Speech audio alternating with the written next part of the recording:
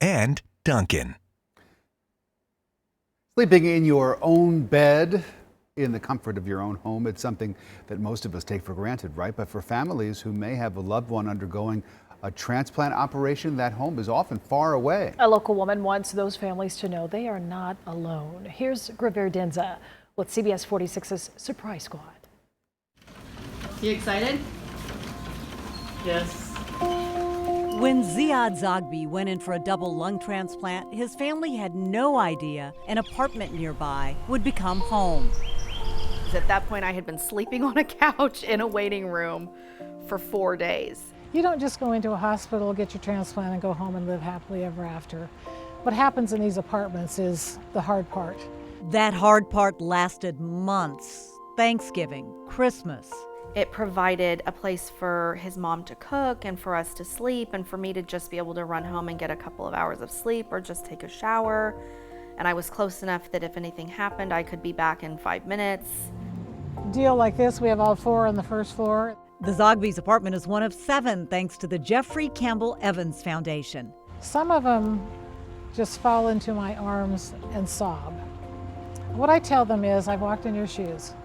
I know what's in your head, and I know what's in your heart.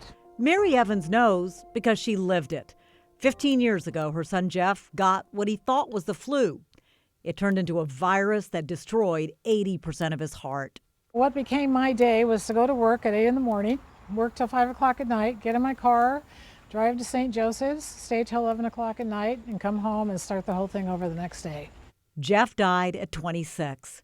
Mary grieved until one day. I'm sitting at my kitchen table in the morning having my cup of coffee, and I turned my face up to God and I said, you have to make some sense of me losing Jeff, because I don't get it.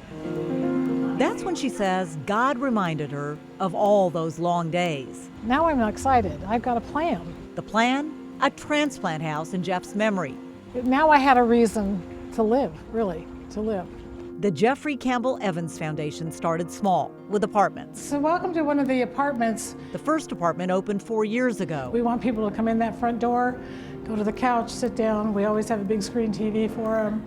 They've now provided housing for more than 150 families like Lauren's. It really became everything to us. We would not have been able to care for Z the way that we did had we had to be going back and forth to Woodstock. Mary has bigger dreams. It's a Jeffrey Campbell Evans transplant house in every state that has a transplant hospital.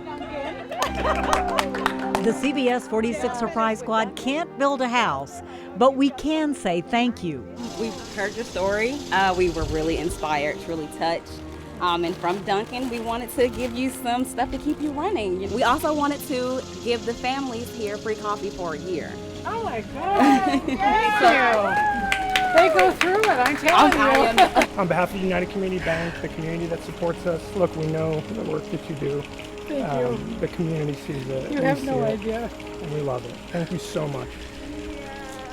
Thank you so much. I spent 40 days in the hospital with my daughter. I know what 2 in the morning feels like. He used to always come in the door and go, what's up, Mom? Thank you so much. A small gesture to help Mary help others.